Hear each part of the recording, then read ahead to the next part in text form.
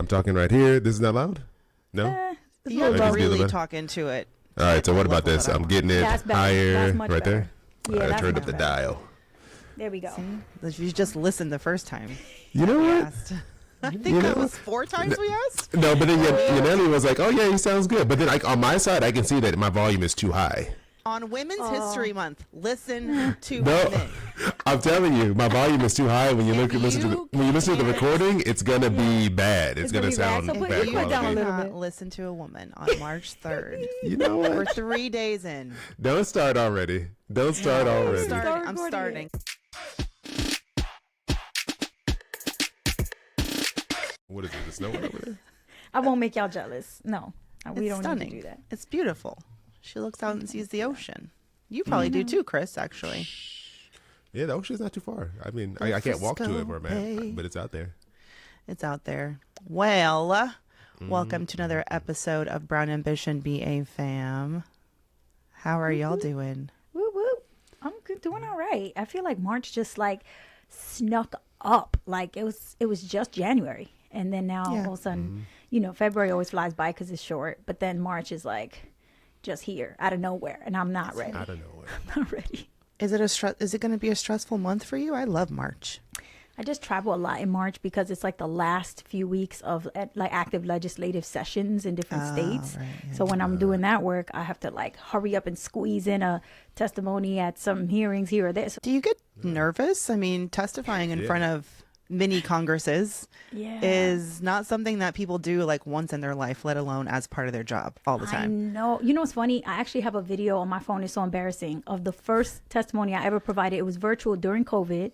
And I was shaking. Like, you can literally see me shaking. And then at the end, when I turned off my video to record myself, I was like trying to breathe because I was that's how nervous I was. It was the first time I had ever testified. I didn't know, what to expect or how it was going to go. But by now I've done it probably dozens of times. So I'm like, oh, okay. Yeah, another one of these. I can't wait till we can all vote for you, Yanely. Oh, no. No, we're not doing that. Wait for that day. You know, it's funny. When I was growing up, I always thought like, oh, maybe I'll do local politics. And now that I work in local politics or like adjacent to it, man, it's like when you see how the sausage gets made, right? Is that the phrase? When you like know the inner workings, and it's so effing petty. Like everybody is Petty LaBelle. It's so annoying. You cannot deal with a person who is not having ulterior motives or some other motivation or some selfish thing or some other agenda. It's like, bro, are we here for what we're here for? What the issue is at hand, or always some type of high school drama? This person didn't vote for my last bill, so I don't care if I like this bill. I'm not gonna vote for it just out of spite. And it's like that kind of stuff is so incessant. I'm like, no, I can't be involved in this mess. No, well, good to know that the lower levels are just like the White House. I'm sorry, not here to provide any type of hope. No, we're getting some hope. The hope is that you can relate that back to us so that we don't stop the good work that we're doing here. Right. And we understand. Yes. And they do it for like no pay too. That's why you got to be a gajillionaire to like afford to be a congressperson. That's the sad lawmaker. Truth. That is the sad truth. But at the end of the day, they do have a lot of power, and it is on us to hold them accountable. You know, we vote for them. Those elections are the most important. And at the end of the day, their email addresses and their Twitter accounts are public. There she is. Like, she found the brown ambition inside. Yes, girl, always. It's just that it's not going to be me, but somebody else. Yes. Absolutely.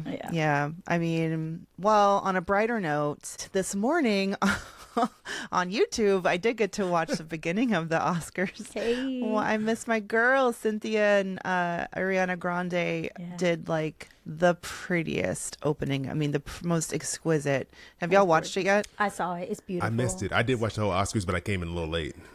Oh man, you really did. You got to go back and watch it. Go back and watch it. They killed it. I mean, Cynthia, of course, obviously did her thing, but Ariana too. I mean, it was beautiful. I mean, like the internet ruined it. They like spoiled it for me. By the time I watched it, I knew what was coming. But if I had been caught off guard and Cynthia came out singing "Home" from The Wiz, I would have been crying. I was gonna say Queen Latifah did a great tribute to The Wiz for the Quincy Jones segment. I heard. She did "Move On Down the Road." I haven't watched that yet. My favorite song from The Wiz. I saw some little shorts from it. I'm glad Queen's still out here just in all the categories. I love doing her. everything. Yanely, our girl, Zoë Okay, Saldaña. stand up for the Dominicanos. I can claim her as my girl because, I'm raising Dominican boys. That's right. But her speech was so, well, how did you feel? I'm so glad that she said that, and her passion is just so palpable. Like when she speaks, she's fired up. It's like you can tell it's so authentic, right? And it's been a long time coming for her. She's so talented since way back, but also, major films that a lot of technical awards were given out for, but never like her acting. Like Avatar. Obviously people know her from Avatar, but this was just, she put everything into it. The fact that she spoke in Spanish and said that and made the, ode to her grandparents and to the immigrant struggle. I'm so glad she said all the things that she said because we were all so here for it. And she's, the first Dominican actress to receive an Oscar award, and that's true for any award, of course, like any producer, any actor, any other awards. Which is sad, but also just incredible that she had that ability to go up there and represent in that way. But yeah, it was beautiful moment. We love her. We stand Zoe. She was the best thing about that movie, about Amelia Perez. She carried that movie. 100%. Another highlight, back to Wicked, Paul Tazewell, the costume designer. My goodness. First Black man to ever win, and he category. said it when he won his award. Yes, make sure. Let him know. Sometimes you gotta let him know because people need to be reminded how rare we are in the building, let alone on the stage. And the fact that we're trying to roll back DEI left and right, and now we're finally getting some firsts for Black people up on this stage, right? Like Afro-Latinas, like Zoe, like Paul Tazewell's work. Like, why are we just now getting these firsts? And people are still not putting two and two together that we need these DEI programs to allow for this. We're still making history as the first Black blank. That's embarrassing. Exactly. It's 2025. And he did an amazing job. Like the costume design in Wicked was... It was amazing. The bubble dress. You were. It felt to me. It felt better than I love the live musical, but I feel they did it justice. The world they created with that, he did a great job with the costume design.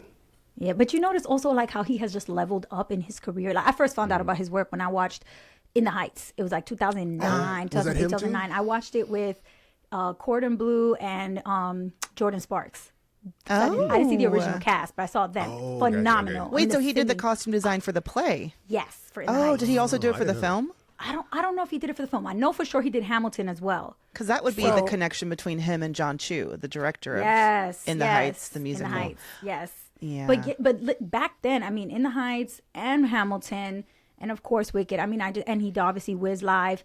I feel like he has been just slowly elevating to this point where it's like it was a given. It was just a matter of time. It was nice to see it not go to like fucking like Renaissance queens and kings.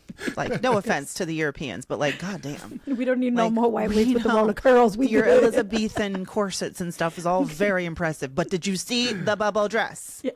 I'm sorry. Did you see the Munchkin Land? Like the way that every character was so unique. And I know because I have the coloring book and I'm like, ooh, I'm going to do. Yeah, literally, this is what I do when I'm stressed sometimes. The Wicked color. Oh, we love it. My mommy got me this for Christmas. I'm not even ashamed. And and I'm just. That was amazing. Did you guys do Boycott Friday, by the way? I did. I did on accident. I did too. Buy stuff. It was actually it was a lot easier for me than I thought it was going to be. I gotta say, because it was a Friday, and so I just feel like I wasn't necessarily like I was able to just like enjoy my Friday. I wasn't really online that much, which I think helped me. But if it's a start of the week, if it's a Sunday or if it's like a Monday, I find I'm ordering stuff more, and I'm like in my beginning of the week mode where like I'm looking ahead and planning ahead. But like the fact that it was a Friday, I was winding down. I was not doing where for me, I felt like it was going to be so difficult, and it ended up being much easier. Emotionally. I can't wait to see the quarterly results from Target. Which are, I was just thinking, I was like, when's the quarter over? Mid-March. April. We should see. Oh, is it April? Because the first quarter ends on end of March. I want to see, because they got to tell the shareholders. Shareholders are already suing Target, right? They because sure they pissed. And they voted against it at Apple. I haven't gone to Target since before they announced it, because I just happened to not have. But it's been great financially, truly. And I do think the seductive marketing, the way the store is set up, like psychologically to give you these like little dopamine hits based on like the products they sell, it really is all seductive. And to break ourselves of that sort of like spell that they had us under, I feel like there's nothing but good from that. Target has had suburban moms in a chokehold for years. Listen, years. And I was one, but no longer. I feel like I woken up at the end of Barbie. Like America Ferrera just came to me and gave me a pep talk, and I'm like, you're right. I hate Target. Gave you a powerful monologue and shook you by the shoulders. Yes. But I can't front though, y'all. Okay, so what happened? I did end up at the mall on Friday, but here's what happened. What happened was my good friend. And of all the days.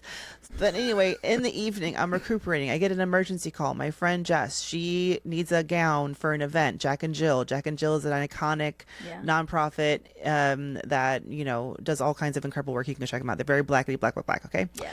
She's going to the gala. The dress doesn't fit. Okay. Shoot. We need to go to Nordstrom. She wants to know if I want to ride with her. I haven't seen her in a while, y'all. I miss my friend Jess. So of course I say, yes, let's go. On the way there, I'm like, holy what? Where are you taking me? We're not supposed to be doing this. She's like, yeah, I know, but the event is tomorrow. I gotta go. But I was like, well, I'm not spending any money. But I went with her and watched her. And technically, she didn't spend money either because she just exchanged. She's already bought. It was just a little even exchange. Okay. But wouldn't you know, the checkout girl recognized me. She's like, are you on Instagram? Busted. She was like, Brown Ambition, Mandi, money. She went on Reddit that night. Brown Ambition is not supporting the cause. I saw her shopping. No.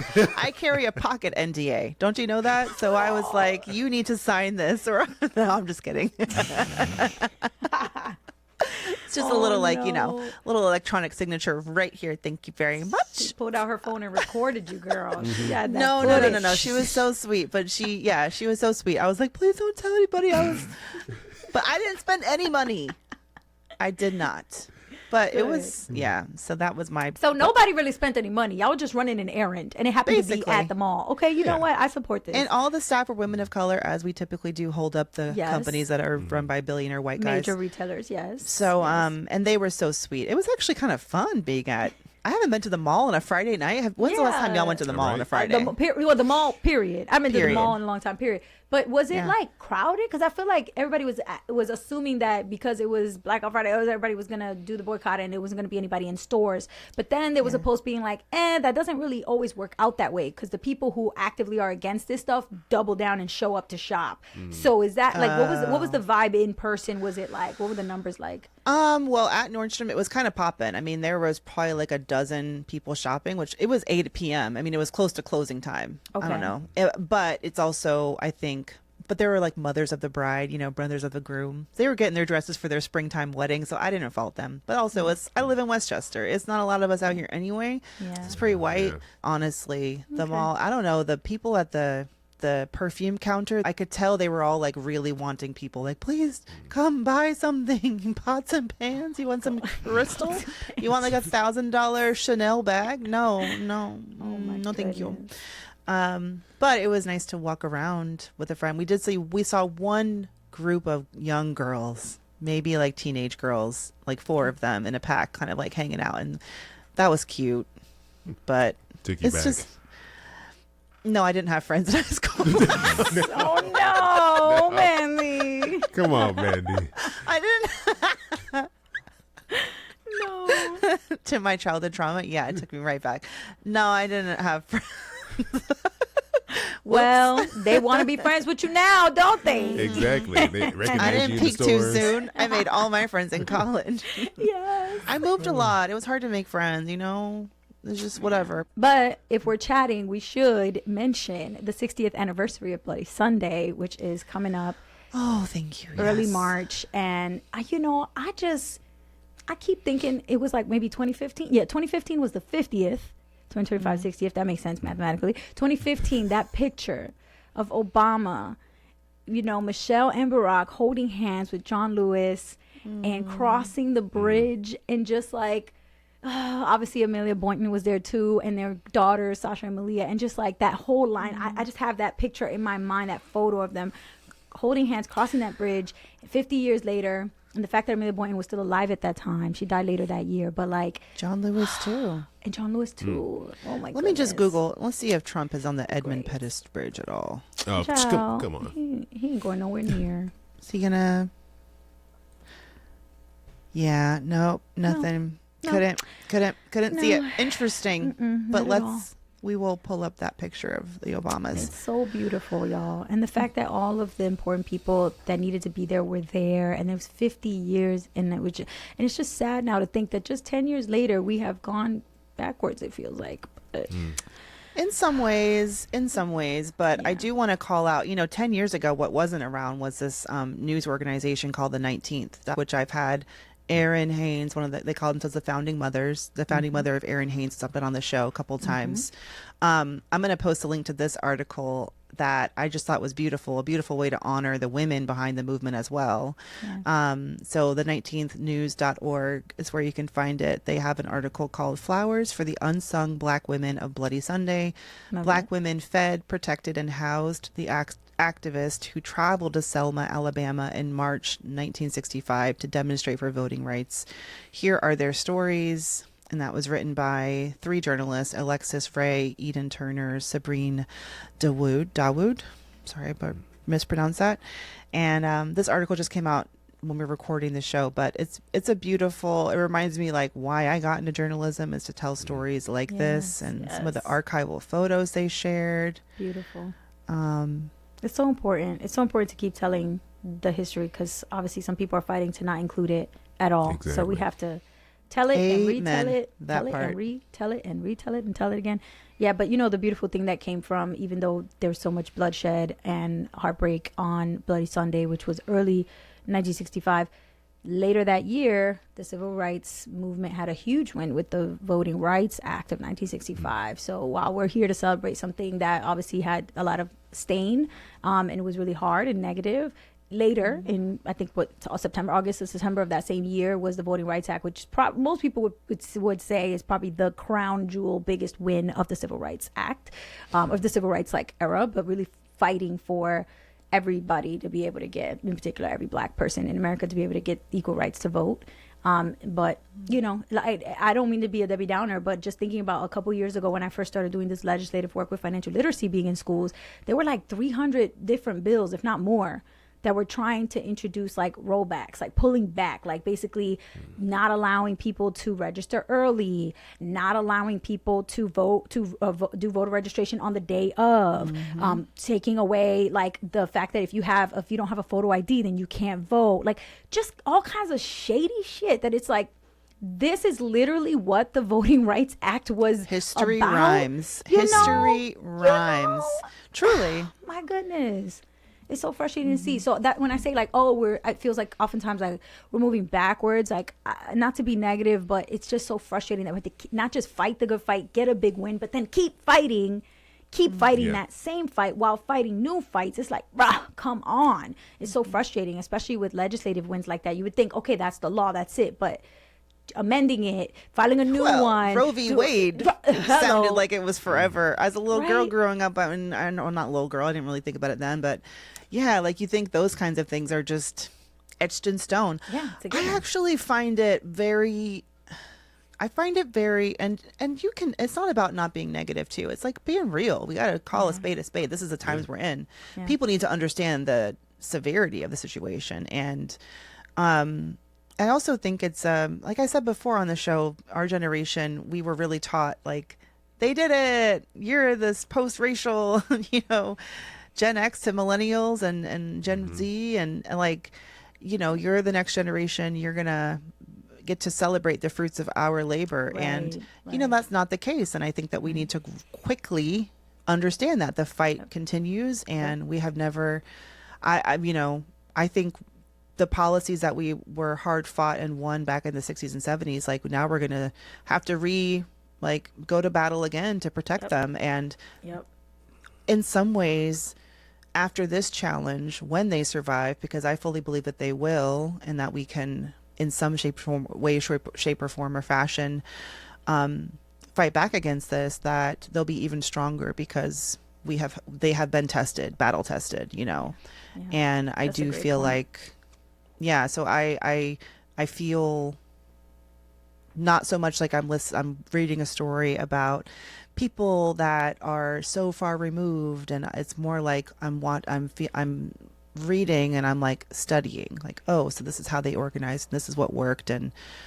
the fact that the Voting Rights Act happened, you think about the March on Washington being that like pivotal moment, but that was Yep. Bloody Sunday was 2 years later. That's right. And I bet the people who marched on Washington thought, well, didn't we do it? Didn't we just deal with this? Yeah. And Yeah. it's back again? Yep. But it's back again in this brutality, and Yeah. that led to the Voting Rights Act. And I love Stacey Abrams' podcast, Assembly Required. I'm really listening to her as like a voice of comfort in times like this. Stacey, come back to Brown and Bishop. We miss you. She's so great. amazing. And her whole, mission against voter suppression in Georgia, where she tried and failed to become the first woman and first African American woman governor, was really eye opening. And like, yeah, I'm just glad you brought that up, Yanely, because I feel like those basic rights that we can take for granted are so flimsy Yep. in reality. Yep. And it's Yeah, it's yeah. more, And even it more of just a shows how reminder important of it why is. to stay vigilant. It just shows how important it is to vote, right? And why it's so significant that we make sure we turn out for all elections, the small ones, the big ones, because if it wasn't important, they wouldn't be trying to find all these ways to reduce it and take away the right and make it as difficult as possible. Like, why is voting day, election day, not a national holiday? Why doesn't everyone have that day off of work? Like, if it wasn't so important, they wouldn't be trying to make it so difficult. So I think it's just be even more encouragement to make sure you're on it, know what's going on locally, and turn out for those things. Because like both of you were saying before, like, barely anyone shows up for those elections. So your vote really matters in those. You have so much more weight when you show up to even the small ones that can make an impact on your local community. That's right. And some of them are coming up real soon. So y'all need to check your local elections and see what's happening and tune in and show up, because this is the only way. Like, if they know that you're not paying attention, that's when they pounce, right? So we have to be real vigilant. What else is happening? Oh, this morning I was kind of like super sad this morning, and I had to journal about it, and I couldn't figure out why. One, I think because I'm sleep deprived. Last night was rough with the kids. Were just like not having it. We ended up sleeping like survivors of a catastrophe in the same bed, just like, and me and my husband clinging to one side. Anyway, so being sleepy sleeps. Oh God. You're on the struggle bus this morning. It's not, well, morning for you. I'm still on it at 2 p.m. Eastern time. Yeah.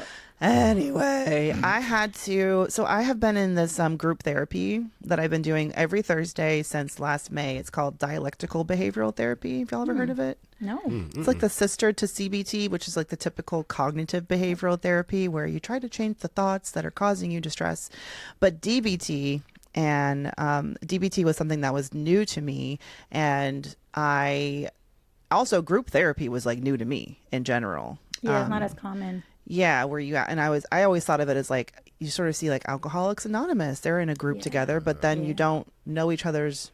It's anonymous, right? So you don't, but it's in a group. And anyway, Dr. Joy from Therapy for Black Girls opened me up to that idea that you could be in a group and actually find that useful, speaking with other people. And so, anyway, long story short, I got into this weekly therapy, DBT, but it's meant to be temporary. It's meant to be like, I think, 4 months at a stint. And so I had renewed it. So I went through like 8 months, and I graduate March 13th. And so my Congratulations. I'm sad. I'm going to miss it, like genuinely, because it really gave one, there's like people in the group. It's a small group. It's like 6 of us, but it really, it just humanizes people who are struggling with certain, just challenges. I mean, the world is really freaking hard to cope with. Yep. Yeah. And when you're someone who feels things really deeply at a time like this, pray for your empaths in life. Right. And I just really found the tools useful. And so if you're someone out there who's really struggling with like really big feelings, and it's causing you like anxiety, depression, it's interfering with your life, it's interfering with your relationships, I can't recommend DBT group therapy enough, honestly. So, and it's widespread. So you could find, a group that probably meets near you. The person who runs the group told me that I need to get my together and get my one-on-one individual therapist set up. Yeah. I've been dragging my feet because my therapist, who I worked with for like 4 or 5 years, she went back to work at a hospital. She's working with recovering mothers postpartum, which is amazing. I tried out another therapist. It didn't work. I wasn't a fan. Like, it just weren't vibing. Yeah. I don't know. So I've been therapist-less for 2 months now, which is the longest I've gone in a long time. And it's a rough 2 months not to have one. Right. Well, I've always had DBT, so they've been my support in the interim. But I feel like you need like a therapist speed dating. I know. I haven't been in this position in a while, like where you've had to shop for your therapist. So I have a consultation on Thursday. Okay, we taking steps. Okay. I mean, it is like dating, trying to find a therapist, right? That's Because you what I'm don't know. saying. You You gotta need get, you click. You like their personality. They like you. You got stuff that you can talk about. They can relate and connect to what you're talking about in your life. It's work. I did not. I'm just like the last guy. He was a white dude. I did not enjoy it. I don't think I can. I didn't want it to be like that, because he actually wrote a book that I found at the library, and I found the book really fascinating, and I found him interesting, and he lived locally to me, so I went and found him, and I was like, I'm a fan. be my therapist. He's like, whoa, 3 people have read this book. And anyway, but I don't know. I thought, and this is the thing, like I don't know, Chris, do you mind saying if your therapist is a guy or woman? It's a woman, my current therapist. Okay. How is that for you? She a woman of color, white lady? No, she is a white woman who was recommended to me. Originally, it was a man, but my therapist passed away. He was I didn't know, because obviously they're not gonna tell you everything about their own lives, but I could tell he was dealing with something. And I remember he had to miss a couple appointments, and then he sent me this long message about like how he's in hospice care. And so what ended up happening was he connected me with the other therapist who was in his office.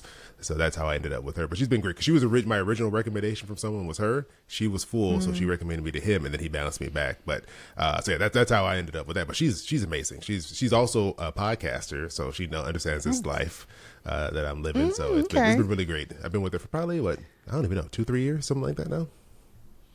That's good. That gives me hope. Maybe it's not just because he was a dude. I just kept looking at him and being like, something ain't right. I just don't feel like being my full authentic self here. Yeah. And it probably has to do with me. But anyway, I'm on that journey. But it doesn't matter. The cause of it doesn't matter. It's the existence of it that matters. Yeah. It doesn't. And he totally understood that. And like, we kind of like touched on it, because I was like, after the election, I was like, you got to tell me who you voted for, because I don't think I can talk to you.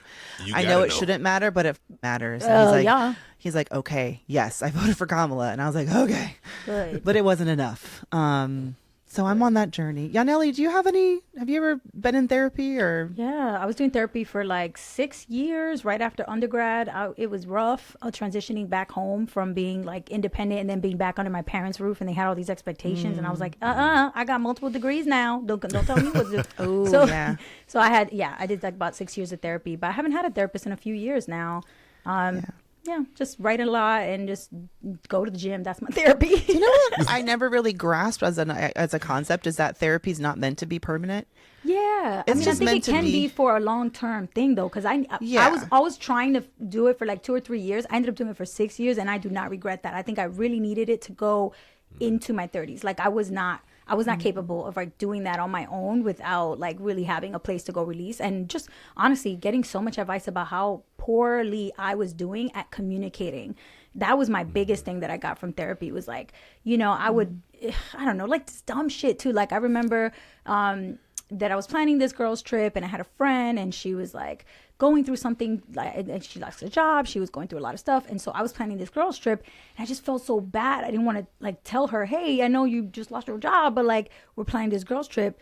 you know, if you can swing it, like, and so I just didn't mention it to her. And then she found out through another friend that I was planning this girls trip and that she wasn't invited. And it's like, dude, if that was happening to me right now, I would literally just message her and be like, I do not want to be insensitive at all, but I want you to feel welcome and invited. So if you can swing it, come, you're definitely invited. We want you there. But if not, I totally understand as well, because I know what's going on with you personally. No pressure, boo. Like, that is all you have to do, is just communicate. And I wasn't doing that. And I had it in my own head. Yeah. So I think therapy helped me realize, very like, common. Yeah. And something that we don't teach too. Like, I feel like when you're in school or even when you're in college, no matter how much school you do, nobody teaches you how to communicate clearly and effectively. So that was a huge takeaway from me for therapy. It was like, it was me. The root of it was me. I wasn't communicating well. I'm the problem, it's me. Seriously. I mean, I would love to have like a therapy. Like, imagine if there's like, because Yanely's doing a great job getting personal finance into schools. Imagine if there was like a semester of like therapy, like group therapy for everybody. Real life skills. Process your emotion. That's the stuff you need, right? Because a bunch of like adults who can't function because we don't know how to do this stuff, and we're out there struggling, scrambling. That'd be great to at least get a little something under our belt before you turn 18. There actually is some DBT curriculum in schools. Like, there is a movement to get to teach young kids. And you know what's crazy is, like, all of the lessons, when I say big feelings, that's commonly, you'll hear that phrase among parents and like parent psychologists or kid psychologists, whatever you want to call them, about how to help kids manage their big feelings. And that's all DBT is. It's literally for adults. And I too need to learn how to take some deep breaths and learn how to cope with big uncomfortable. It's just that the feelings and the stakes are so much higher when you have grown-up problems. Yes. You know, I can't have a meltdown in the middle of Target. It looks different for me and bigger. And so, I'm learning so much, and it's making me a better mom. And I'm learning. I'm like, I really was never taught. I was like, you had to. I'm gonna sing. Please don't sing. Please don't sing Frozen. Don't do it. Don't do it. Don't do it. Conceal. Don't feel. I didn't sing it. I just said it. Conceal the feelings. And really hard. And to be strong and to like, and nothing ever bothers her and like that kind of thing. And that was a good tool. We learned that it was a good tool for then, but not so much for now. And anyway, it makes me excited because I'm like, oh man, I'm giving this kid the best shot. It's not just about giving him money and, loving household is important too, but like really preparing them to be humans in this kind of world. I just am so proud that I'm going to, hopefully it'll stick. Hopefully he'll take it with him. I really feel like that's the proudest thing that you can feel as an adult who raised children, whether like for me, I'm in an auntie capacity. I'm like the favorite tia, but it's really like showing them what emotional regulation looks like and sounds like and feels like, and being a role model for them in that way, because the worst people who have been the most toxic in my life have been people who just did not have any emotional regulation skills. Like, they just could not cope with emotions. They didn't know how, and they would take it all out on other people. Or just, let it fester until they exploded. And that's just horrible to be around. And also, I'm sure it feels horrible to be that person too. So I'm sure they want some relief from it. We just we don't have a way. And I don't know when that transition happens. I was gonna say earlier, like at some point, like you're like, oh, you're young, you could get away with this or that. And then all of a sudden, one day you wake up and nope, you're not young anymore. And now anything you do is like, the expectation is that you're a grown ass adult and you're supposed to have that shit figured out. Yeah. When and how? it's so much pressure. So I love that you're doing that with your kids, Mandi, because that's like probably the most important thing you could give them. Money comes and goes, success is defined differently. It's so subjective, but that emotional regulation and the ability to cope with what you're dealing with emotionally inside of yourself and just being a good human being who can manage that is literally the best gift you can give them. Yeah, it is. I mean, because life is nothing but a series of relationships, right? And you got to know how to manage that and relate to people and deal with conflict constantly. It never stops happening. And look at Mandi over there setting their kids up. We're proud of you. And their boys. So hard. And their boys. Little brown boys. So important. So doubly important. I truly feel the weight of responsibility to create in Women's History Month, especially, to create boys who are not toxic. And I've said that before, but I genuinely it's so much. I try not to put just like they have to love themselves and be strong and be proud to be Dominican, but also know they have a Black from the South mama, and also understand my culture and their culture and speak Spanish, but also be able to speak. And it's a lot. It is a lot. doing my best. So thank you for giving me. It's a big responsibility, but hey, I had these kids, so that's what I signed up for. Is how I feel. Yeah. That's right. All the mamas out there listening, we know it's a lot, but that's what you signed up for. Signed up for. Just reminding you, boo. Literally creating the future. That's right. No pressure. Well, Chris, what's your update over there? How's things going? No, it's going well. I gotta say, I'm trying to be healthier now. I've been in San Francisco, so I'm doing a ton of walking. I didn't bring my car with me. I'm living that Yanely life where you just did go to the gym. No car life. Went to the gym. I've been walking. I was walking like 18,000 steps the past 2 days. I remember during the pandemic, I was the heaviest I had ever gotten. She didn't get to see that face. She skipped out on all that where I was putting it away. The pandemic did that to a lot of people. It's a picture of those hibernating bears. That's what was going on. Called it the COVID-15, right? Yeah, I had like the COVID 40 going on. Yeah. Well, I had COVID plus a newborn. I can't even, I'm like unrecognizable to myself. I'm on that journey too. You know, I just started the GPL1 injections. The weight loss medicine. Like I just started one. It's the semaglutide. The everything that would work for me before no longer works postpartum, 2 babies in, I guess, and being in my late 30s now. So I have admitted that I need a little extra boost. So I'll let y'all know how that goes. I just did my first injection on Saturday. Oh, so this is fresh. Okay, Very fingers crossed for fresh. you. I hope it goes really well. Fingers crossed. Yeah, fingers crossed for you, girl. Yeah, I hope But I so. will be walking and eating right too, not just taking That's right. doing the shots. Do all There's the nothing wrong with things. getting some help either. Yeah. All right. Well, should we take a little break and come back with Brown Boost Brown Break? Let's do it. Yeah, let's Let's do it. do it. All right. Be right back, BA fam.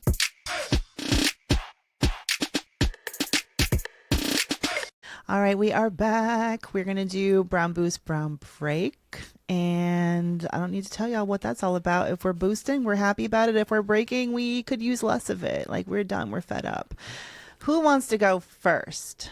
Oh, I can go first. I mentioned a little bit about what I'm doing this week for work, but the Brown Boost for me is I am hopping on a plane to go to Denver, Colorado to testify in support of a bill there that is proposing that we require financial literacy in every public school in the state of Colorado.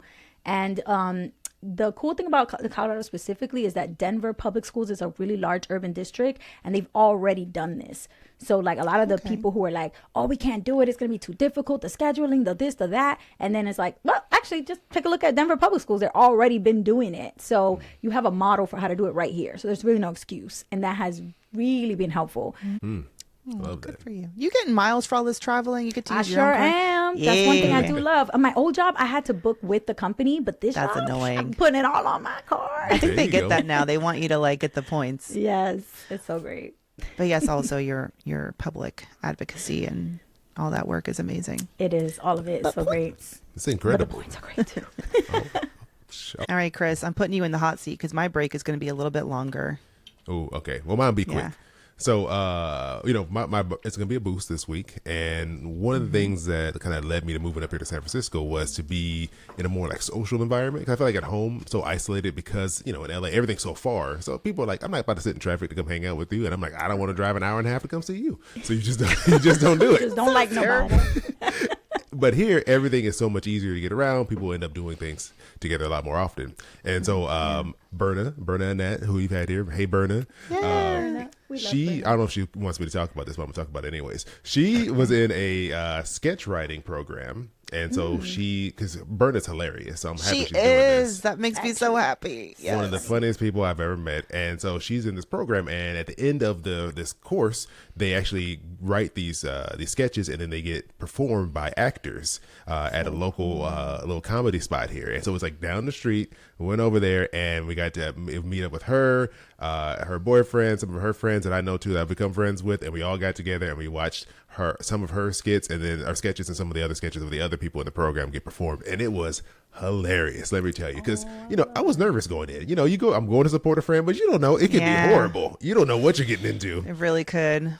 It was so good. It was so good. Berta's the thing Did she wrote were perform or she hilarious. wrote the sketch? Oh, She could have performed this. She could 100% could have done this. But they had this really great group of this like improv group that was up there that they had just got the scripts that day and like right before they got there, and they had the scripts out obviously because they didn't memorize them, and they were going through performing them one by one, and they were killing it. The sketches that they wrote were so hilarious. Like the ones Berta did had us dying up there. So I was that was my boost because that was so fun to get to support a friend, but also get to see their work and it be like amazing. Like because of course it would be amazing if Berta's doing it.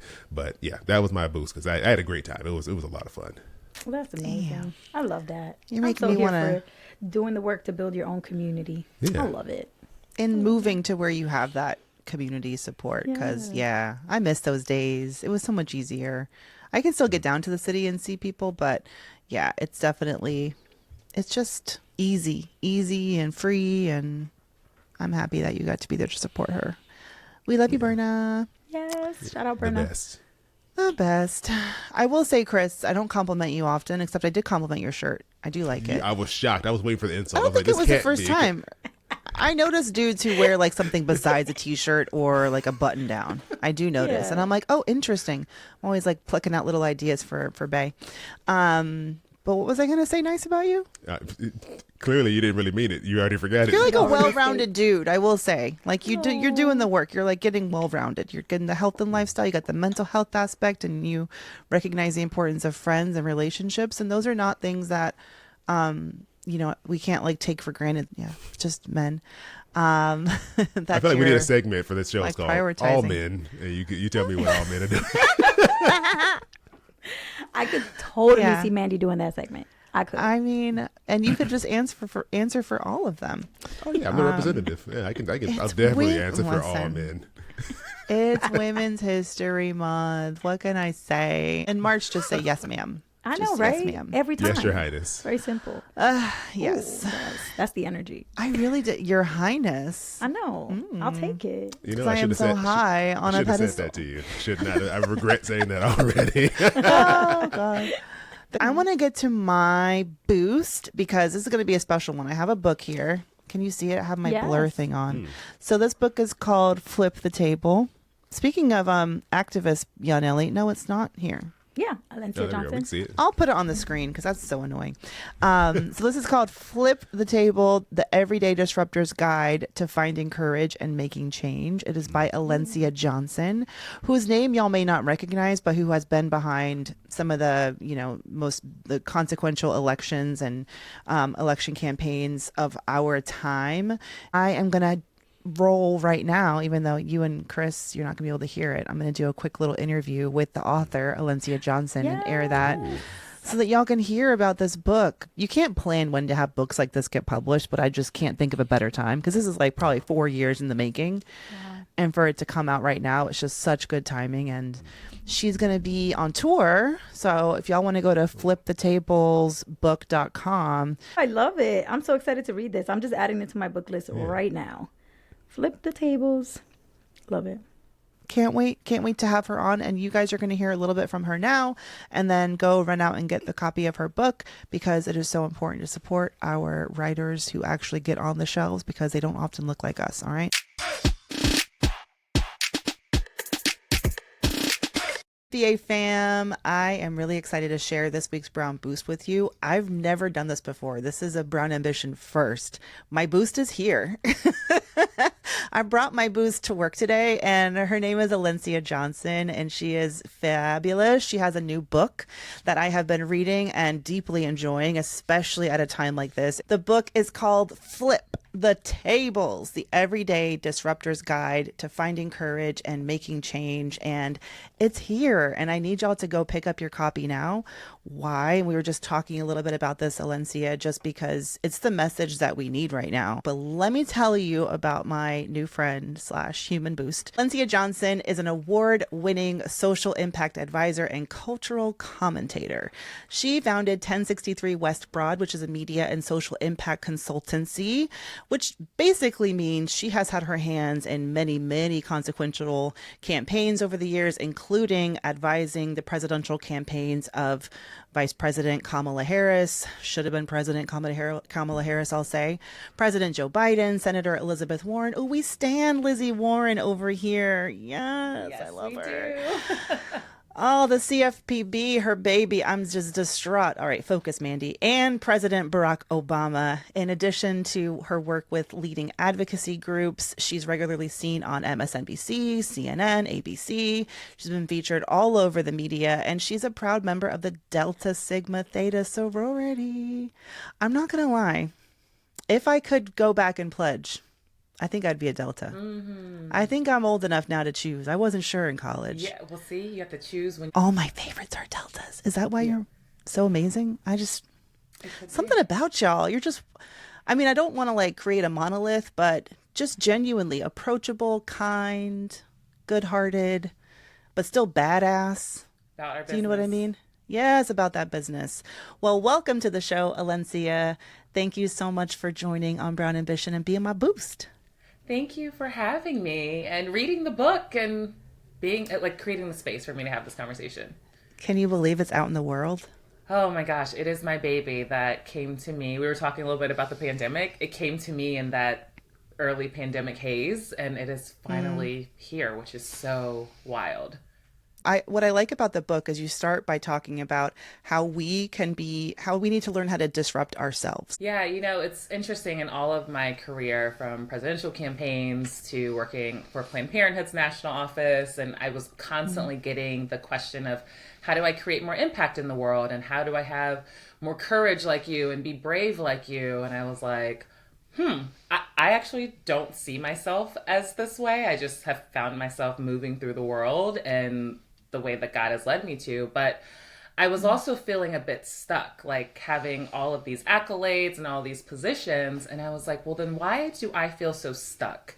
If I'm this person that people are looking to for guidance and courage, but myself, I can't get out of my own way, what's happening here? And who am I holding back in myself and others by not really living out my dreams? And then I realized that it is so connected to our community and advancing our community. And so, look, Mandi, I had to sit with myself and really sit with the things that I had been running from, the things that I talked about in therapy, the things that I had like all the theory for. I'm a Virgo in 4 houses. Like I can theorize everything, okay? Nobody knows their sign like a Virgo knows their sign. Exactly. And I said, oh, wait, girl, yes. You got to feel these things. You got to go through these things. And how connected the going through was connected to me living in my purpose. And so it really showed me that in order for us to show up in our communities the way that we're supposed to do the thing that God has called us to do in the world, we've got to actually first be who we're called to be. And in order to get there, we got to face the mirror quite a bit. And we got to, acknowledge sometimes the red flag is you, but also sometimes we have to figure out how to answer the question. There's a whole chapter in there and I love it so much because it reads me for filth, but it pushes you to answer the question, who are we unattached to our resumes and accolades? Like literally, who are we? I think it's pretty clear. As I'm writing my book too, my editor and I have been working closely on like just making sure that I'm oozing off the page, which is not hard to do because I love just writing with my authentic voice. But something that really is apparent to me is your faith. And your faith is so grounded in this book. I mean, you open up the book talking a little bit about your faith, and then the epilogue, again, you acknowledge, if Jesus can get up and keep moving, then so can we. And can you talk a little bit about, well, do I want to skip to faith yet? No, I want to backtrack because I'm the boss. Because I want to know, what were those things in therapy that you were battling? And what do you mean you were stuck? Do you mean like career-wise? Yeah, it was a combination of things, right? It was, so on the personal front, I was in the middle of a move. At the beginning of the pandemic, it was right when Senator Elizabeth Warren ended her presidential campaign. And the beginning of this global pandemic. Senator Elizabeth Warren's campaign was my last actual W-2 job. And so I was sitting there kind of unemployed, as I called it that after the Obama campaign when I was in my 20s, but in your 30s. It's not as cute. It's not as fun. It's not as cute anymore, right? Yeah. So after about a few weeks of okay, what are we doing? I was like, do I want to go out on my own? Do I want to go back in-house somewhere? Do I want to take this job on the Biden campaign? Like, what do I want to do for myself? But I was also still conflicted with feeling as though I had to do what everyone else measured success to be.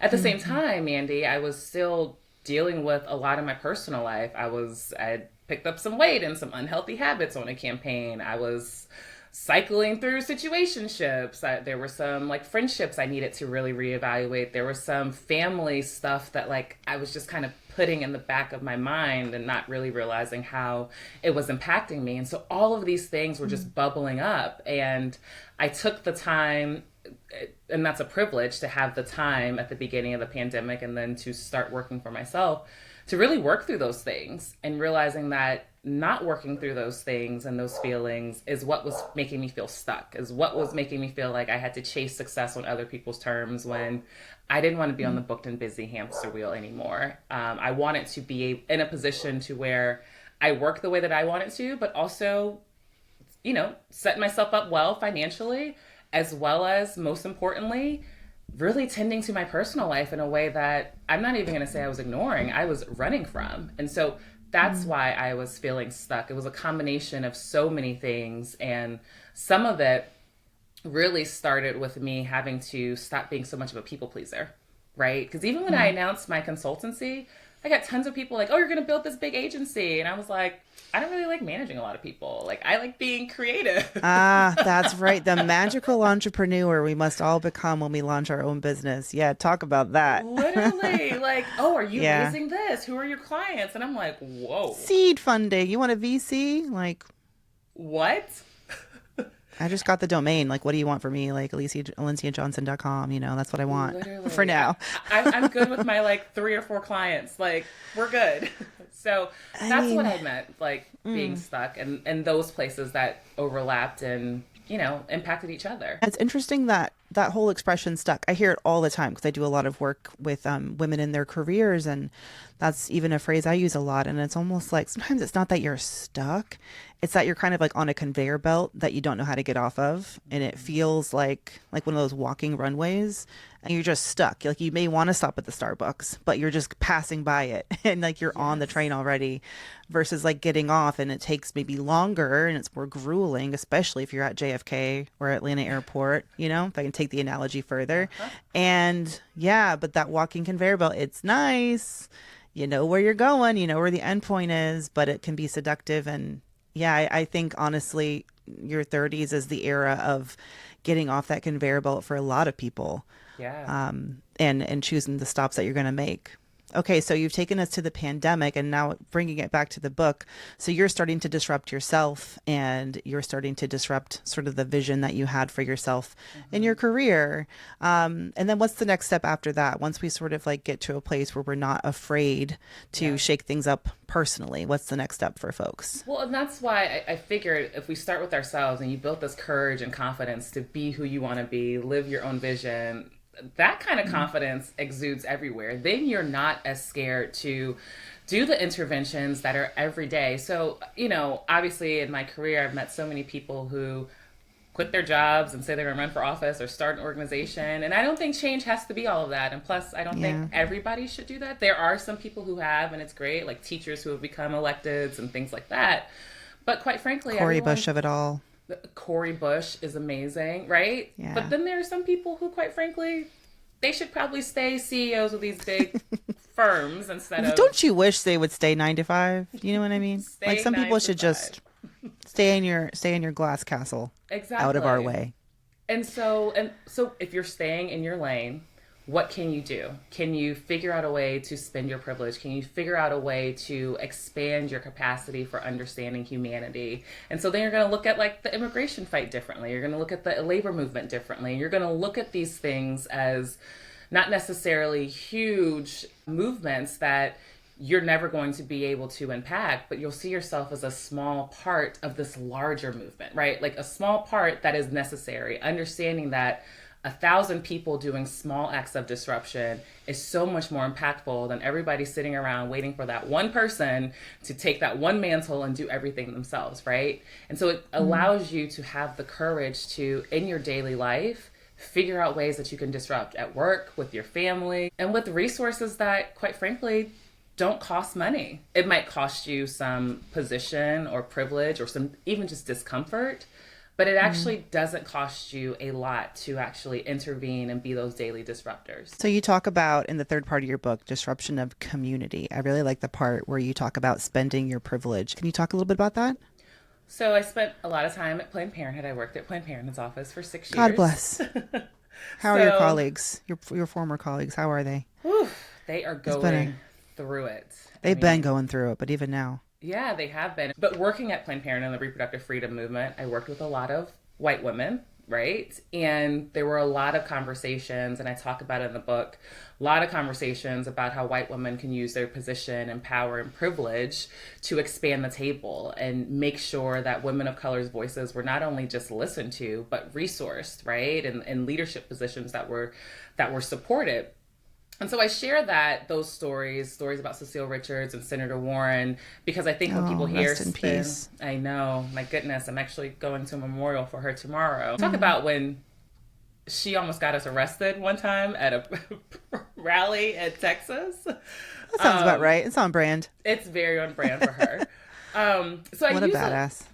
What a badass, and God rest her soul. And I'm so grateful to have worked with her so closely. And so I think when people hear spend your privilege, they think about white women, right, using their privilege, being white women to intervene or to be part of these movements. But I had to step back and say, well, all of us, depending on the setting, we have a certain privilege, right? Whether it's socioeconomic, whether it is education, whether it is, I don't know, whatever religion you are. I'm a Christian, and that is the dominant religion in the United States. That is a privilege in certain settings, right? I should speak up for other faiths.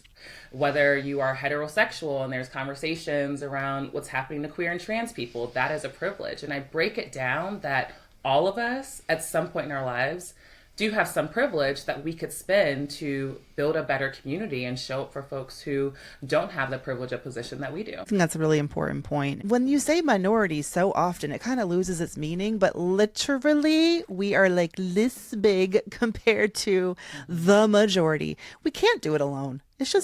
It's nonsense. You can't. The 92% is of what?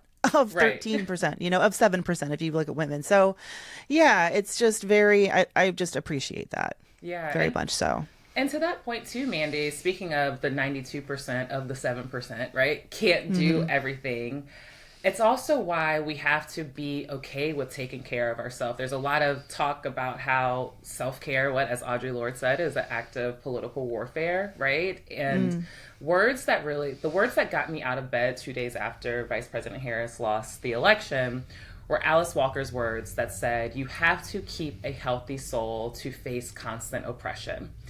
And that, I think, sums up the grace and permission that we are giving ourselves as Black women to say, it's actually okay for me to take care of myself, because this is a constant state of oppression that I'm in. And we are the pillars of our community. So if we are not okay, and I talk about this a lot in the book, if we're not okay, the work that we're doing in our communities will not be the work that it needs to be, right? And so it's so imperative that we take care of ourselves, also knowing that we can't save everyone. And so at the end of the day, I think we got to save ourselves first before we even try to figure out a solution that saves other people. And I'm in a place right now getting in deep community with people.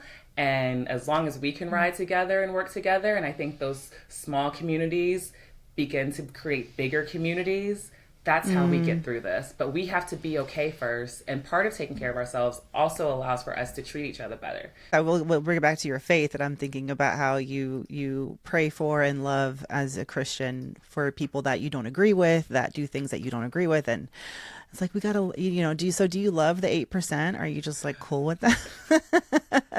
Woo, you asked me very directly, and now you are challenging me. I mean, I did name the book after my favorite story of Jesus in the Bible, flipping over tables. Oh, is that a story in the Bible? I'm a heathen, so you gotta educate me. Yeah, no, it is a story in the Bible. It's in the Bible 3 times in the Gospels. It's not the lady from Real Housewives. No, that's not it. It's not, but I love Real Housewives, and so that's also why this works. right? Either one, you're kind of like getting it. Either way, you get it. You see the Jesus visual. or Teresa, whatever her name is. Yeah. Keep going. That's exactly it. That story kept coming to me, and I kept asking myself, what got Jesus so crunk that he was flipping over tables? Like, that's the Jesus that I'm so interested in. That's the red text Jesus that actually like aligns with my political ideology.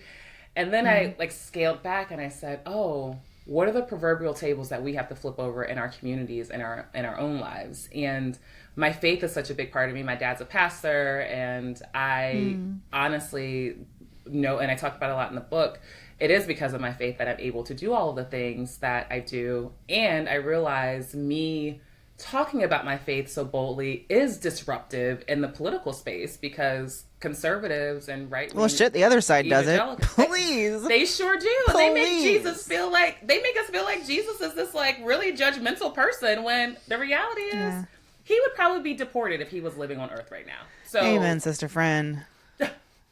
Wouldn't make it through airport security. Let's just say it. Listen. And so it was really important for me to talk about my faith in a way that felt natural to me, because just by doing that, it disrupts this notion of what a person of faith who has these strong beliefs on social justice and politics could look like. Yeah. I mean, sometimes I am jealous of people who have such deep faith because it is it's a talisman, or I don't know if that's sacrilegious to say, but it is something that like burns within you and gives you that hope, and you kind of are able to give it away to a higher power. I'm not saying that, and I think religion, period, just all the various kinds of religions. My family, I grew up, my aunt and great uncle are Baptist preachers in Georgia, and my mom's side is Irish Catholic. So one of the things, Mandi, that I've been thinking about that I want to study or just get deeply rooted in is the stories and the lessons of how our ancestors got through the civil rights movement, Reconstruction, during the period of enslavement, because I feel as though there were so many so much of the solution, so many of the solutions that we're looking for, we could actually find from our ancestors. And one of the things that I realized is, in order to get through all of that, required a very deep faith, whether in God or through Christianity or something else. But there was a very deep spiritual practice and a very deep faith. And I said, you know, people are constantly saying, well, we're not our ancestors, or we may not be built like our ancestors. And I said, well, it first starts with having a spiritual fortitude. And that is the reminder for me to continue to like deepen my faith. And as you're saying, you know, whether or not you are a religious person or what you believe in, just having that spiritual connection is so incredibly powerful, and it keeps you anchored when everything looks like chaos around you. And quite frankly, you don't see a way forward. I simply just think about the word love, like just believe in love. For me, God is love. And my friendships have become, I mean, I was really, to your point, tending to my friendships in the past few years and really nurturing them. And it's, that to me is like something that I can really root some faith in, is that this power of community. And I don't think there's a single person who's joined me on the show since the new year and hasn't mentioned community and connection in some way. And I just think if there's one great thing to come out of all this chaos that we are in the middle of, it's that I'm finding other people who are on the same wavelength, and I'm opening my arms, and I thank you for opening your arms to me and to BA Fam, and for sharing this wonderful book with us, Alencia. I'm going to see you in New York. I reserved my spot for your talk. Yes. Where is it going to be at? I don't know. I didn't even check. I was just like, sign me up. Oh my gosh, thank you. So excited. It will be at the Barnes & Noble, Upper West Side, with Abby Phillip. And ooh, that's the one. It's going to be great. Yes. Congratulations. I'm so glad. You're doing like a real proper, and you're going to be in DC. I have a community called the Mandi Money Makers, and I know I have a lot of DMV makers. So I posted it in our Slack, and like 3 or 4 of them already said they bought tickets to see you and Joyanne in DC. Yes. So it's going to be great. And those tickets are they're almost sold out. So no, of course. It was really cool of her to go through all that drama and get, you know, her name even more in the press to like drive up your sales. I mean, I was like, nice. I text her the morning all the news dropped, you know, we were talking, but then a few days later I was like, here's some good news for you. We've got over 300 RSVPs. Like, that's incredible. The people want to see her and love on her, and she's a disruptor. Her Yeah. and Abby, and I'm going on tour with Lovey in Chicago and Jessica Nabongo in Detroit. All disruptors, amazing, dope women. Ooh. Thank you, BA fam, for listening. Don't forget to go pick up Alencia's book. Here it is right here. I'm just going to imagine I'm putting it on the screen. And also your website is flipthetablesbook.com. Perfect. Congratulations. Thank you for sharing your light with us. Well, I hope you enjoyed my conversation with Alencia Johnson. Thank you to Yanely and Chris for joining me for another Brown Table.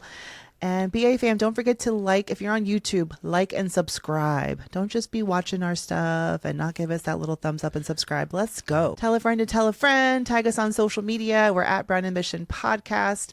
Where are we at? Oh, on Instagram at Brown Ambition Podcast. We are at brownambitionpodcast.com.